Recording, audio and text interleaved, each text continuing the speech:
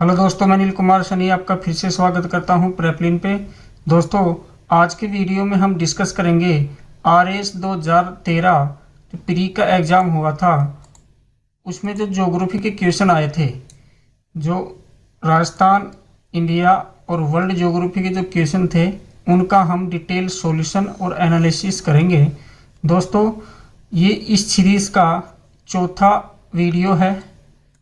हमने इससे पहले 2013, 2015, 2015 में 2013 वाली वैकेंसी का एग्ज़ाम हुआ था प्री का, 2016 और ये है 2018। इनमें जो ज्योग्राफी के क्वेश्चन आए हैं उनका डिटेल एनालिसिस किया है। इसके बाद दोस्तों हम जो इकोनॉमी के क्वेश्चन हैं, इकोनॉमी के, जिसमें इंडिया और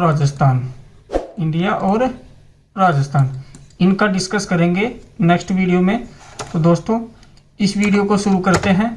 पहला क्वेश्चन देखते हैं। दोस्तों, एक तरफ तो प्रवासी कर दिए गए हैं और एक तरफ कहा गया है कि भाई इनकी लोकेशन कौन से देश में है और इनका मिलान कीजिए।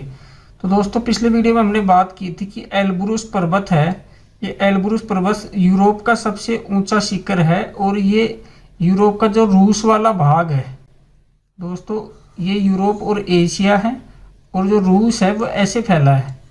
और रूस जो यूराल पर्वत है, यूराल नदी और कैस्पियन सागर, ये रूस को दो भागों में बांटते हैं, एक तो यूरोप वाला भाग और एक एशिया वाला भाग। तो यूरोप वाले भाग में है माउंट एल्ब्रुस, जो यूरोप का सबसे ऊंचा पर्वत है और रूस का भी सबसे ऊंचा पर्वत है। तो ये कहाँ है दोस्तों? रूस। फिर माउंट किलिमंजारो एक ज्वालामुखी पर्वत है जो अफ्रीका में है, तंजानिया में। कहाँ पे दोस्तों? तंजानिया में। माउंट कुक, तो दोस्तों माउंट कुक न्यूजीलैंड की सबसे ऊंची चोटी है।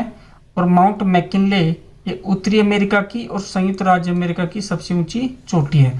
तो दोस्तों ए में आएगा 4, तो ए में 4। बी में आएगा दोस्तों 3, तो दोस्तों बी में 3।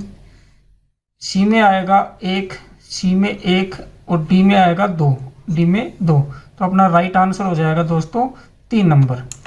नेक्स्ट देखिए, एक तरफ औद्योगिक प्रदेश दिए गए हैं, एक तरफ देश दिए गए हैं और कहा गया है कि मिलान कीजिए, इनको सम्मिलित कीजिए।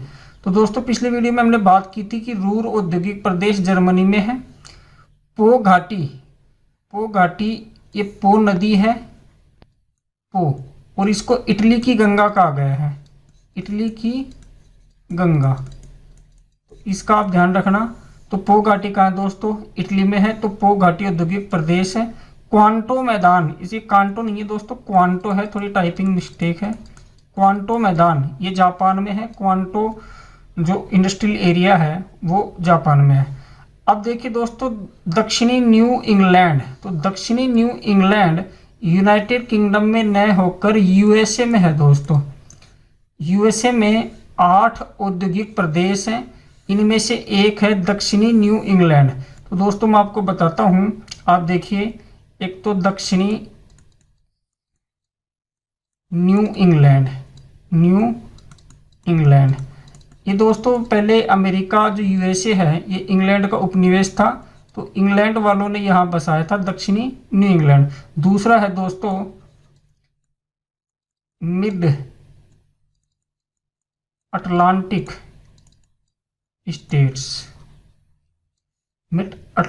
स्टेट। तीसरा है दोस्तों पिट्सबर्ग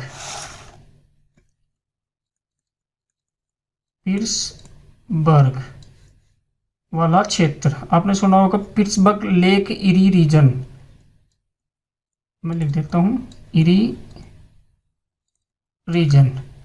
चौथा है दोस्तों डेट्रॉयट। पांचवा है दोस्तों लेक मिशिगन क्षेत्र, लेक मिशिगन क्षेत्र। छठा है दोस्तों दक्षिणी अपलेशियन औद्योगिक प्रदेश। सातवां है दोस्तों पूर्वी टेक्सास। और आठवां है दोस्तों प्रशांत तटीय औद्योगिक क्षेत्र। तो दोस्तों अमेरिका में ये 8 औद्योगिक प्रदेश हैं, जिसमें से एक है दक्षिणी न्यू इंग्लैंड। तो अपना आंसर जो कौन सा सुमेलित नहीं है वो है 2 नंबर।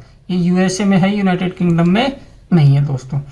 आप इनका दोस्तों देखो पूछता रहता है हर एग्जाम में, एक क्वेश्चन तो आएगा औद्योगिक प्रदेश से, तो आप इनको लिख लीजिए अमेरिका वालों को, या स्क्रीनशॉट ले लीजिए। आगे देखिए दोस्तों, एक तरफ नहर है और एक तरफ क्षेत्र दिए गए हैं इनको जोड़ने वाले, और कहा गया है कि भाई कौन सी नहर कौन से क्षेत्र को जोड़ती है, इनको सुमेलित कीजिए। तो दोस्तों मैंने मैप लगाया है। तो सबसे पहले आप देखो स्वेज नहर। तो स्वेज नहर जो ये लाल सागर है दोस्तों, लाल सागर ये भूमध्य सागर, दोनों को जोड़ती है, यहाँ स्थित है स्वेज नहर। तो स्वेज नहर लाल सागर भूमध्य सागर को जोड़ती है और एशिया के अरब प्रायद्वीप को अफ्रीका से अलग करती है दोस्तों। तो यहाँ देखो भूमध्य सागर व लाल सागर, तो स्वेज नहर डी में आएगा 1 नंबर। फिर सी देखो दोस्तों पनामा। तो पनामा अपन ने पिछले वीडियो में बात की थी कि यहाँ है पनामा, एक छोटा सा देश है मध्य अमेरिका में। तो यहाँ पनामा सिटी है, तो वहाँ पनामा नहर बनाई गई है। तो ये अटलांटिक महासागर और प्रशांत महासागर को जोड़ती है दोस्तों। तो इसमें आएगा पनामा में 3 नंबर, अटलांटिक महासागर व प्रशांत महासागर को जोड़ती है। अब दोस्तों सू नहर और कील नहर।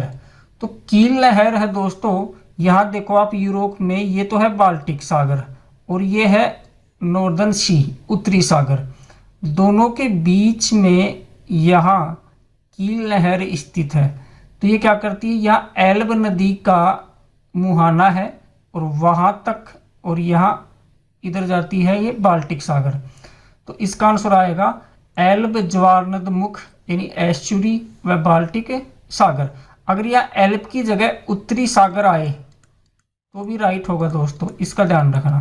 तो बाल्टिक सागर व उत्तरी सागर को जोड़ती है कौन सी, कील नहर। तो दोस्तों एक में आएगा, ए में आएगा 2 नंबर। अब बात करते हैं दोस्तों सू नहर। तो यहाँ देखो अमेरिका में ये 5 महान झील हैं। इसमें है एक तो सुपीरियर, एक है ह्यूरॉन, एक है मिशिगन, एक है इरी और एक है ओंटेरियो। ये 5 महान झील है, जिसको ग्रेट लेक्स रीजन भी कहते हैं दोस्तों। ये अमेरिका का एक बहुत बड़ा इंडस्ट्रियल जोन है और यहाँ जो सुपीरियर झील और ह्यूरॉन झील है इनको जोड़ती है दोस्तों सू कैनाल, सू नहर। तो इसमें आएगा दोस्तों बी में 4 नंबर। तो अपना देखो दोस्तों ए में 2 नंबर, बी में 4 नंबर, सी में 3 नंबर और डी में 1 नंबर। तो अपना आंसर हो जाएगा 1। नेक्स्ट देखिए दोस्तों, निम्नलिखित में से कौन सी पर्वतीय चोटी पूर्वी घाट में अवस्थित नहीं है। तो दोस्तों ये पश्चिमी घाट पर्वत श्रेणी है और ये पूर्वी घाट पर्वत श्रेणी है। तो दोस्तों जो सलहेर चोटी है ये महाराष्ट्र में है, नासिक जिले में। सलहेर चोटी महाराष्ट्र, नासिक जिला, नासिक महाराष्ट्र। तो दोस्तों ये पश्चिमी घाट में है। कहाँ है दोस्तों, पश्चिमी घाट में। बाकी देखो आप गलीकोंडा आंध्र प्रदेश में है दोस्तों। मादुगुला कोंडा ये भी दोस्तों आंध्र प्रदेश में है।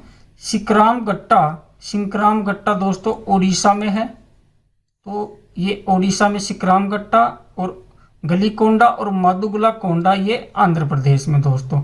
तो ये 3 तो है पूर्वी घाट पर्वत में और ये 1 है पश्चिमी घाट में। तो अपना आंसर हो जाएगा 2 नंबर, सलहेर चोटी। एक तरफ दोस्तों स्थानांतरित कृषि का नाम दिया गया है, एक तरफ राज्य दिया गया है और पूछा गया है भाई कौन सा सुमेलित नहीं है। तो दोस्तों देखो पोंडू ओडिशा, मासा हिमाचल प्रदेश, पोन्नम केरल और झूम असम। तो दोस्तों पोंडू है, ये एक्चुअल में नाम भी पोंडू नहीं है दोस्तों, इसका नाम है पोडू या पेंडा। पोडू या पेंडा, ये आंध्र प्रदेश में होती है दोस्तों, आंध्र प्रदेश। तो अपना आंसर हो जाएगा 1 नंबर। अब देखो दोस्तों, एक एग्रीकल्चर होती है स्लैश एंड बर्न एग्रीकल्चर, जिसको काटो और जलाओ कृषि भी कहते हैं। इसमें क्या होता है कि किसी स्थान विशेष पर जंगल में जो जनजातीय लोग हैं, ये क्या करते हैं, पहले जंगल को काटते हैं, वहाँ से जलाते हैं, फिर 2-3 साल कृषि करते हैं, फिर उस भूमि का उपजाऊपन कम हो जाता है, फिर दूसरी जगह जाएंगे, वहाँ जंगल को जलाएंगे और जलाकर फिर वहाँ 2-3 साल खेती करेंगे। तो ऐसी कृषि को स्थानांतरित या शिफ्टिंग कल्टीवेशन कहते हैं। इसका दूसरा नाम है स्लैश एंड बर्न एग्रीकल्चर। तो दोस्तों, इनको विभिन्न स्थानों पर विभिन्न नामों से जाना जाता है। जैसे आप पहले भारत में देखिए दोस्तों, तो भारत में हिमालय क्षेत्र है, उत्तरी हिमालय क्षेत्र, वहाँ इसको कहते हैं दोस्तों खिल। यहाँ आप ध्यान रखना, जो मैं लिखते जा रहा हूँ या तो आप एक रजिस्टर में लिख लीजिए और या फिर आप इसका स्क्रीनशॉट ले लीजिए, ये आपके आने वाले एग्जाम में काम आएगा। हिमाचल प्रदेश, हिमाचल प्रदेश, हिमाचल प्रदेश में दोस्तों इसको मासा कहते हैं। क्या कहते हैं? मासा। फिर आ जाइए दोस्तों पूर्वोत्तर भारत, पूर्वोत्तर भारत में है असम, अरुणाचल प्रदेश, नागालैंड, मणिपुर, मिजोरम, मेघालय, त्रिपुरा, यहाँ इसको कहते हैं दोस्तों झूम, झूम, झूम। अब आ जाइए दोस्तों झारखंड, झारखंड में इसको कहते हैं कुरुआ या कुरुआ, कुरुआ या कुरुआ। फिर आ जाइए दोस्तों ओडिशा, ओडिशा में दोस्तों इसको पामाडाबी, पामाडाबी, केमान या कोमान तथा बरीगा कहते हैं, बरीगा। ये 3 नाम है दोस्तों। फिर दोस्तों आंध्र प्रदेश में आ जाइए, आंध्र प्रदेश में, तो आंध्र प्रदेश में दोस्तों इसको पोडू या पेंडा कहते हैं, पोडू या पेंडा कहते हैं। फिर आ जाइए दोस्तों आप पश्चिमी घाट में, पश्चिमी घाट जैसे महाराष्ट्र, गोवा, कर्नाटक वाला क्षेत्र, तो पश्चिमी घाट जो पर्वत है वहाँ इसको दोस्तों कुमारी कहते हैं। फिर आ जाइए दोस्तों केरल, केरल में इसको पूनम कहते हैं, पूनम। फिर आ जाइए दोस्तों छत्तीसगढ़ प्लस अंडमान निकोबार, अंडमान निकोबार, यहाँ इसको रीपा कहते हैं दोस्तों। क्या कहते हैं? रीपा। अब आ जाइए आप मध्य प्रदेश, एमपी, तो दोस्तों मध्य प्रदेश में इसको बेवर या धैया कहते हैं, वेवर या धैया। फिर आप आ जाइए राजस्थान, राजस्थान में इसको दोस्तों वालरा, दजिया, चिमाता और बत्रा कहते हैं, वालरा, दजिया, चिमाता और बत्रा कहते हैं। ये तो दोस्तों हम बात कर रहे थे भारत की, आप इसका स्क्रीनशॉट ले लीजिए या फिर आप इसको लिख लीजिए। अब बात करते हैं विश्व के अलग अलग भागों में भी इसको अलग अलग नाम से जाना जाता है। जैसे मिल्पा, तो मिल्पा कहते हैं दोस्तों मैक्सिको में, और मैक्सिको उत्तरी अमेरिका के एक दक्षिण में एक देश है यूएसए के नीचे, और मध्य अमेरिका, यहाँ इसको कहते हैं मिल्पा, मध्य अमेरिका। अब बात करते हैं दोस्तों कोनुको, तो कोनुको कहते हैं इसको वेनेजुएला में, और वेनेजुएला है ये दक्षिणी अमेरिका का एक देश है। अब बात है दोस्तों रोका, तो रोका इसको कहते हैं ब्राज़ील में। कहाँ कहते हैं दोस्तों? ब्राज़ील में। नेक्स्ट है दोस्तों मसोले, तो मसोले ये मध्य अफ्रीका, मध्य अफ्रीका जो है वहाँ इसको मसोले कहते हैं दोस्तों। फिर है दोस्तों लदांग, तो लदांग इसको इंडोनेशिया में कहते हैं, इंडोनेशिया में कहते हैं। फिर है दोस्तों रे, रे इसको वियतनाम में कहते हैं दोस्तों, वियतनाम। तो इस तरह इसके कुछ वर्ल्ड वाइड नाम भी हैं, तो आप देख लो, इसका स्क्रीनशॉट ले लो या फिर आप लिख लो। तो इसका आंसर हो जाएगा दोस्तों पोंडू, क्योंकि पोंडू आंध्र प्रदेश में है और वहाँ पोंडू नाम नहीं है, पेंडा या पेड़ा है। अब मासा हिमाचल प्रदेश में है, ये राइट है। पूनम केरल में है और झूम असम में है, ये भी राइट है। आगे देखिए, भारत में संरक्षित क्षेत्र और संख्या, एक तरफ संरक्षित क्षेत्र दी गई, एक तरफ संख्या। 2018 की बात कर रहा है दोस्तों, वर्तमान की बात नहीं कर रहा। सामुदायिक रिजर्व, तो दोस्तों सामुदायिक रिजर्व है, एक तरफ कंजर्वेशन रिजर्व है, राष्ट्रीय पार्क है और वन्यजीव अभ्यारण्य है। तो दोस्तों 2018 में जो राष्ट्रीय पार्क थे वो 103 थे, अब 105 है, इसका आप ध्यान रखना। वन्यजीव अभ्यारण्य दोस्तों 544 थे, अब 547 है। जो सामुदायिक रिजर्व है, आप देखो सी में आएगा 1, डी में आएगा 3, डी में 3। अब दोस्तों जो कम्युनिटी रिजर्व है, सामुदायिक रिजर्व, ये है 46। 2018 में कितने थे? 46। और दोस्तों जो कंजर्वेशन रिजर्व है, संरक्षित क्षेत्र, ये 76। तो इस प्रकार अपना आंसर हो जाएगा 1 नंबर। ए में 2, बी में 4, सी में 1 और डी में 3। ठीक है दोस्तों, आगे बात करते हैं। एक तरफ जिले हैं, एक तरफ पर्वत है और ये कहा गया कि भाई इनको सुमेलित कीजिए। तो दोस्तों जालोर में है झारोला पर्वत, झारोला भाकर भी कहते हैं इसको, इसका ध्यान रखना आप। जयपुर की चोमू तहसील में है बरवाड़ा, बरवाड़ा पहाड़ी, चोमू। अब यहां आप ध्यान रखना, एक चौथ का बरवाड़ा और है, चौथ का बरवाड़ा पहाड़ी, बरवाड़ा। ये दोस्तों सवाई माधोपुर में है, सवाई माधोपुर में। और इसके ऊपर यहाँ चौथ माता का मंदिर स्थित है। नेक्स्ट दोस्तों अलवर में है भानगढ़ और सीकर में है रघुनाथगढ़। तो दोस्तों ए में आएगा 2, बी में आएगा 1, सी में आएगा 4 और डी में आएगा 3। तो अपना आंसर हो जाएगा 1 नंबर। निम्नलिखित में से कौन सी पहाड़ियां राजस्थान में विंध्य पर्वत श्रेणियों का विस्तार है? तो दोस्तों ये राजस्थान है। राजस्थान में कोटा झालावाड़ के बीच में मुकुंदवाड़ा की पहाड़ियां हैं, जिसको मुकुंदरा हिल्स भी कहते हैं, जहां पर मुकुंदरा हिल्स नेशनल पार्क और मुकुंदरा हिल्स टाइगर रिजर्व स्थित है। पहले इसका नाम दरा वन्यजीव अभ्यारण्य था। अब दोस्तों जो ये विंध्याचल पर्वत श्रेणी है और इधर अरावली है, ये तो अरावली के कुछ बिखरे हुए भाग पाए जाते हैं, जैसे अलवर की पहाड़ियां जो हैं ये उत्तरी अरावली के भाग है। डोरा पर्वत, तो दोस्तों डोरा पर्वत जालोर में है, ये भी अरावली का भाग है। गिरवा पर्वत दोस्तों उदयपुर में है, ये भी अरावली का भाग है।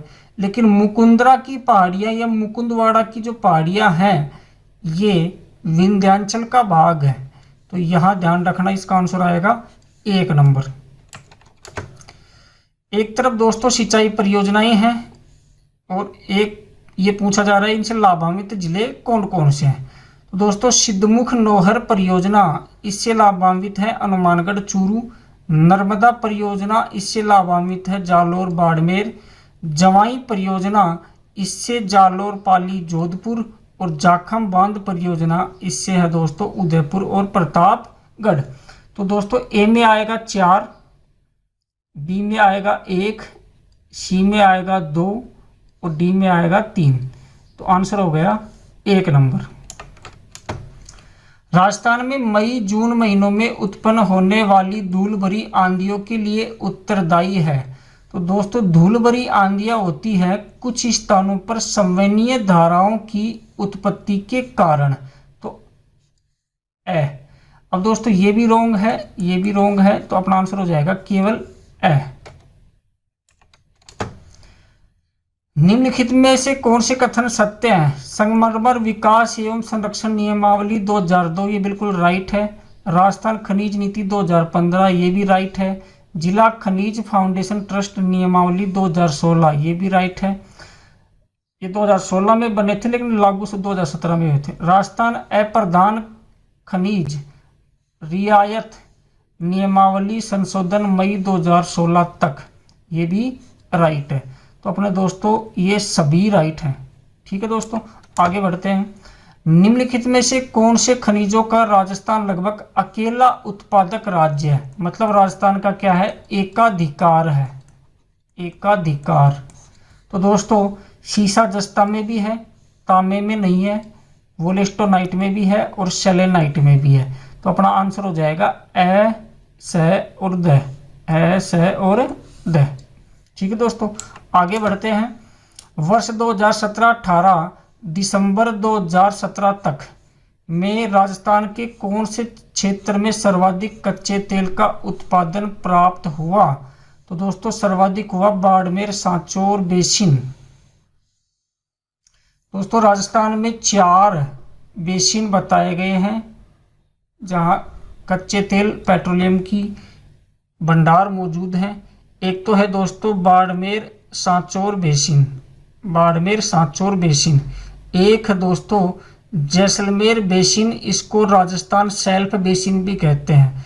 एक है दोस्तों बीकानेर नागौर बेसिन, इसके अंतर्गत बीकानेर, नागौर, चूरू, हनुमानगढ़ और गंगानगर तक का क्षेत्र आता है। एक है दोस्तों विंध्यन बेसिन, इसको चंबल बेसिन भी कहते हैं। इसके अंतर्गत कोटा, झालावाड़, कुछ क्षेत्र बारा का, कुछ बूंदी का, फिर इधर सवाई माधोपुर, करौली, धौलपुर का ये जो विंध्यन कगार वाला क्षेत्र है ये शामिल है दोस्तों। तो सर्वाधिक जो उत्पादन हुआ दोस्तों बाड़मेर सांचौर बेसिन से हुआ।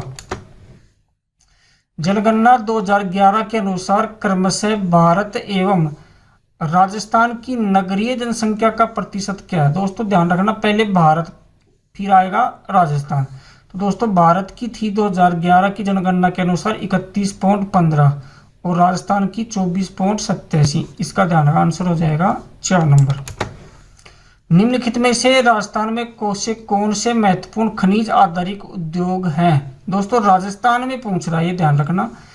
जस्ता गलन उद्योग है, सीमेंट उद्योग ये भी खनिज आधारित है, यहाँ संगमरमर उद्योग ये भी खनिज है आधारित। इलेक्ट्रॉनिक उद्योग ये खनिज आधारित नहीं है दोस्तों। इलेक्ट्रॉनिक उद्योग अगर या तो नहीं है, अगर कोई है भी तो हमें बाहर से कच्चा माल आयातित करना पड़ता है, इसका ध्यान रखना। तो दोस्तों आंसर हो जाएगा ए, ब, द 3 नंबर। 2011 की जनगणना के अनुसार राजस्थान के किन जिलों में अनुसूचित जनजाति की जनसंख्या का प्रतिशत उनकी कुल जनसंख्या में न्यूनतम है? ये प्रश्न दोबारा आ गया दोस्तों, 2016 में भी था और 2018 में भी आ गया। ये इसमें आ गया दोस्तों बीकानेर और नागौर दोनों की जो एसटी की जनसंख्या है ये दोस्तों सर्वाधिक पाई जाती है बांसवाड़ा डूंगरपुर। सर्वाधिक जो प्रतिशत है वो बांसवाड़ा डूंगरपुर, और जो न्यूनतम प्रतिशत है दोस्तों वो बीकानेर नागौर। यहाँ भी 0.3% और यहाँ भी 0.3% दोस्तों। पंचपदरा बाड़मेर में प्रस्तावित ऑयल रिफाइनरी किसका संयुक्त उपक्रम है, जॉइंट वेंचर है? तो दोस्तों ये है एचपीसीएल व राजस्थान सरकार। इसका ध्यान रखना, मैंने आपको पिछले वीडियो में बताया था एचपीसीएल का 74% और राजस्थान सरकार का 26%। आगे देखिए कौन सा सुमिलित नहीं है? तो दोस्तों एक तरफ जिले दिए गए हैं, एक तरफ उनके शुभंकर दिए गए हैं, वन्यजीव शुभंकर। तो भीलवाड़ा का दोस्तों मोर है, ये राइट है। चूरू का काला हिरण है यानी कृष्णमृग, ये भी राइट है। सवाई माधोपुर का लोयन ये रोंग है दोस्तों। सवाई माधोपुर का टाइगर है बाघ। जैसलमेर का गोडावन ये भी राइट है। तो अपना आंसर हो जाएगा 3 नंबर सुमिलित नहीं है दोस्तों।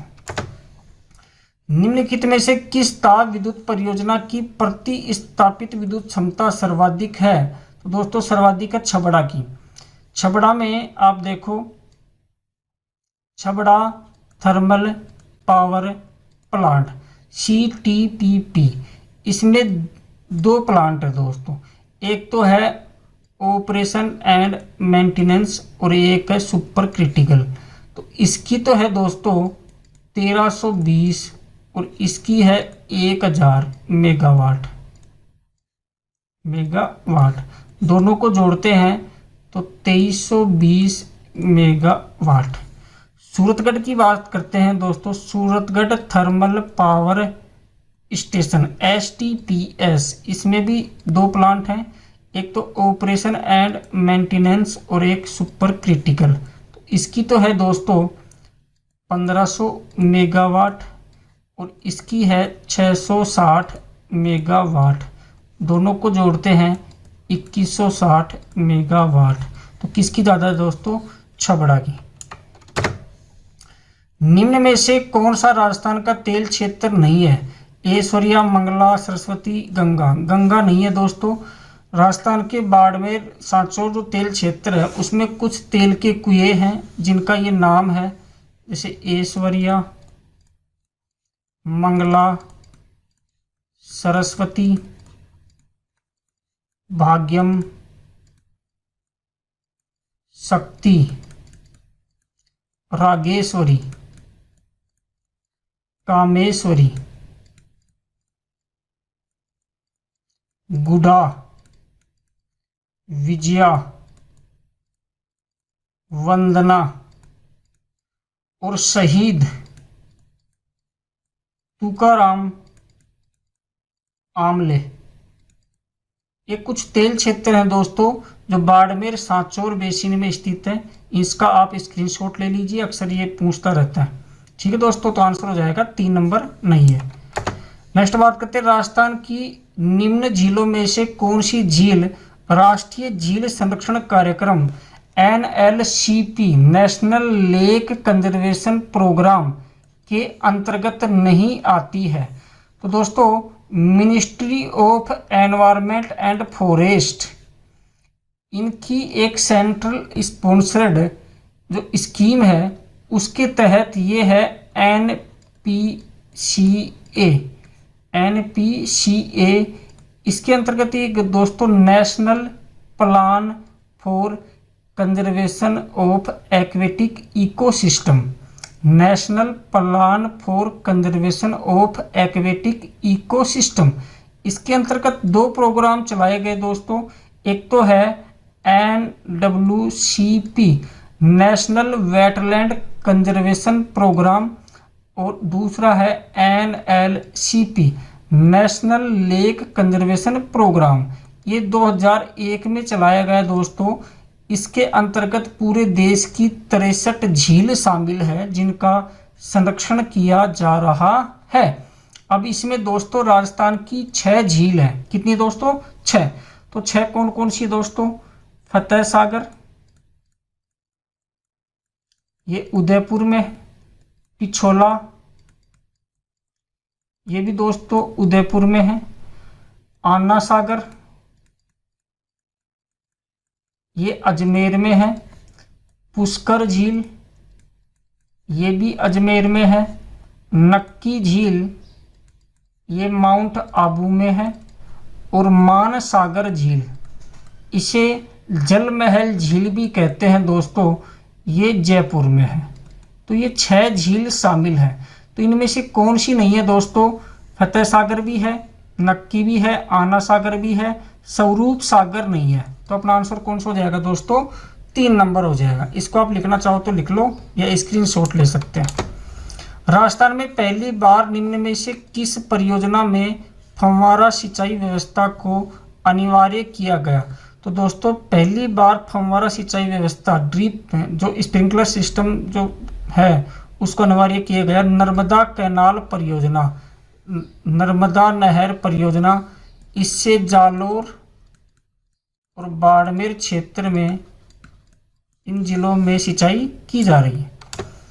गैर वन क्षेत्र में विकसित किए गए निम्नलिखित में से कौन से पादप को भारतीय वन संशोधन अधिनियम 2017 में वृक्षों की परिभाषा से विलोपित किया गया? विलोपित का मतलब हटा दिया गया।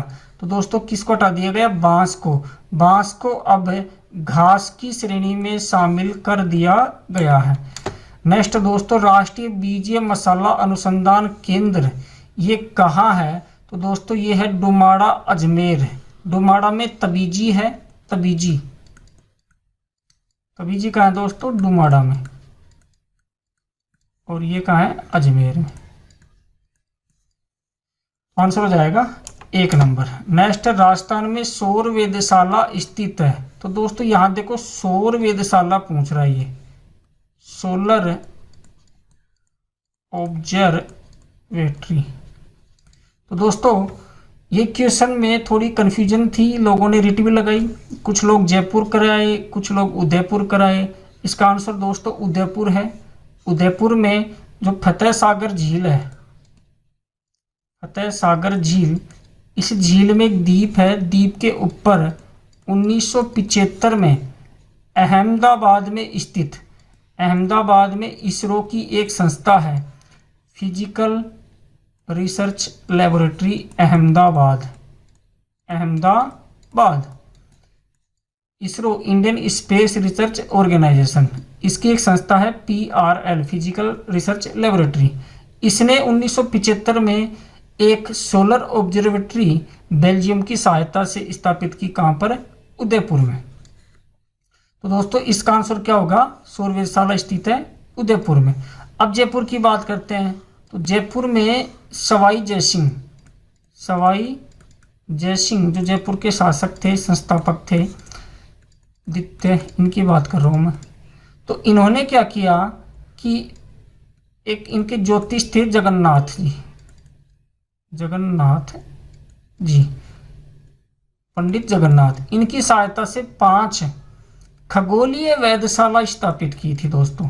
खगोलीय वेधशाला, खगोलीय वेध, देखो सोलर वेधशाला में या सौर वेधशाला में सूर्य की गतियों और क्रियाविधियों पर अध्ययन किया जाता है, लेकिन खगोलीय वेधशाला में खगोलीय पिंडों, ग्रह, नक्षत्र, सूर्य, तारे, अन्य चंद्रमा वगैरह सबके ऊपर जो अध्ययन किया जाता है। तो ये दोस्तों इन्होंने 5 स्थापित की थी पूरे देश में।